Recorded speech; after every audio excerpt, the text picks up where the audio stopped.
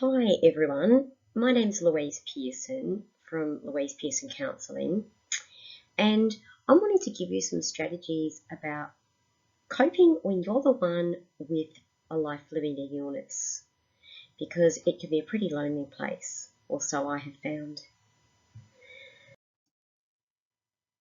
So, a little bit about me. I'm a mental health social worker and I have experience counselling people or supporting people with chronic illnesses like MS, epilepsy, cancer, other illnesses like that. And I thought that I knew a bit until my world changed last year, and I'm myself diagnosed with what they call a life-limiting illness now. So I have pancreatic cancer, as well as having had cancer when I was a child to lose both of my eyes. And in these videos, I'm wanting to share with you ideas that have worked for me.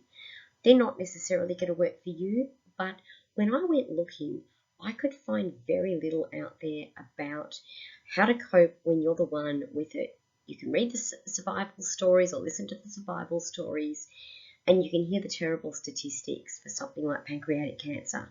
But there aren't many people who are coping on a daily basis. So I just thought that's what I would try and get out there and start doing. I think one of the most difficult things that we have to deal with when we have a life-limiting illness is that it's hard to stop focusing on the diagnosis.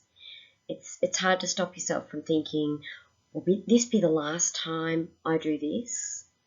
Will I live to see this or that happen?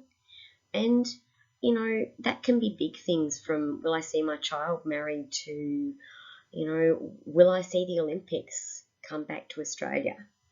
And it's really hard to keep positive, I guess. And I guess I just wanted to say that I want people to recognise that. I think that if we can actually accept that we're going to think like this from time to time, and that that's okay, then it's sort of it's human. It's human nature to think and to start planning events, and that's what we do sometimes. Another thing I think that we need to try and accept is that we will have good days and bad days. And what good days and bad days constitutes for each person is totally different. But it's very difficult sometimes to put it aside, and you can be very tearful and it can come at you out of the blue. It doesn't have to be on the day or days after diagnosis. But it's something we have to deal with. And also what's good is that we will sometimes have good days where we don't think about it at all. And in some of my other videos, I'm going to talk about how to make more of that possible. I think it's important that we be compassionate in the way that we talk to ourselves. So, just understanding that we are going through a difficult thing. I think one of the things I've been telling myself over this time is, that I'm being a drama queen. For goodness sake. And it's like, well, really, not much gets worse than having pancreatic cancer, because the statistics are dreadful. So one of the things that can help is to try stopping for a self-compassion break. Now, self-compassion is a concept that's received a lot of coverage in recent years, and there are a lot of people that have done work on this. But one of the people that founded the concept is Kristen Neff. And for any blind people watching, Neff is N-E-F-F for Fred. And I've put a link there to a resource that I really appreciate from her. And she says that we need to treat ourselves as we do our own best friend. And that's one of the tenets of self-compassion. And using the self-compassion break can be really good in everyday life, just to stop and accept that this is a moment of suffering and to give yourself some support when that happens. So do have a look at the website there. So I'm just giving you some possible ideas and strategies here. These are what have worked for me. It's not a research base or anything like that. But as a social worker, I often share them with my clients, and they've worked for me in the last year. One of them is writing, and so I journal, and I write 200,000 words in a year sometimes. Don't be shocked. But you don't need to do that. You need to do what works for you. And I have some clients who pull up the video on their phone or the voice memos app on their phone, and they record themselves talking and talking and talking about what they're feeling. It can be an online journal. It can be a notepad. It can be whatever it wants to be, you want it to be. But the point is that it can be helpful to get your feelings out. Another strategy I use quite regularly is a brain dump. And this was something that Nicoletta Demetriou covered in a TED Talk recently, which was called Look Deeper, Write. And she suggests that she writes every morning before she gets up out of bed. She doesn't need to read over it. She doesn't worry about spelling or grammar. She just writes what's in her mind. I've been using that every night before I go to bed. I set my timer for 5 minutes and I just write. I use gratitude journaling a lot, and that's very popular at the moment.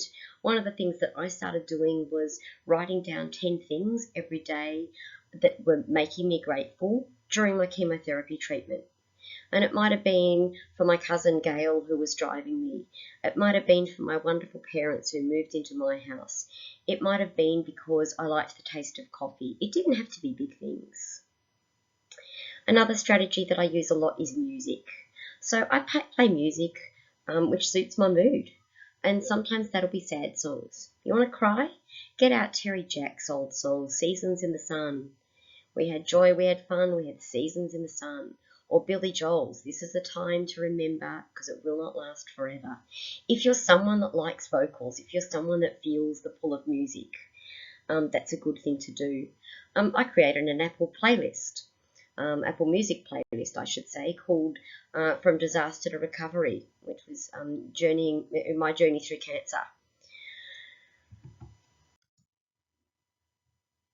Some other strategies that I use is are that I talk to chosen people. So there are some people who give you a great deal of empathy, who really understand, who ask the right questions.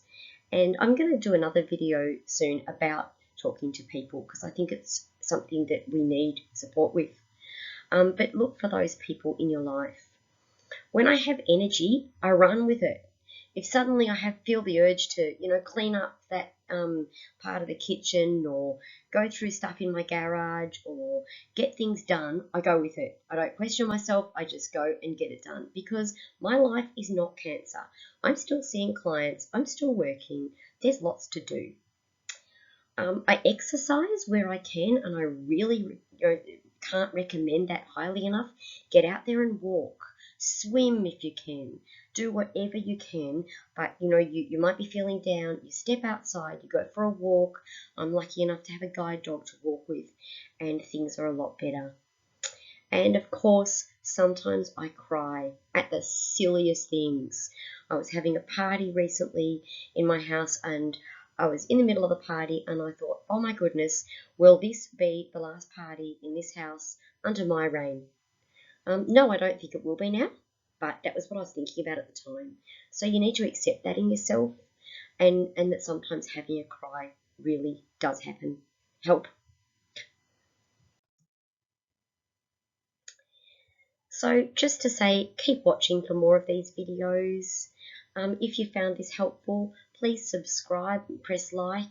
And the main purpose of them is just to see if they can possibly help someone out there, because I don't think there's enough of the story for people who are living the journey right here, right now. So I'll be back for more.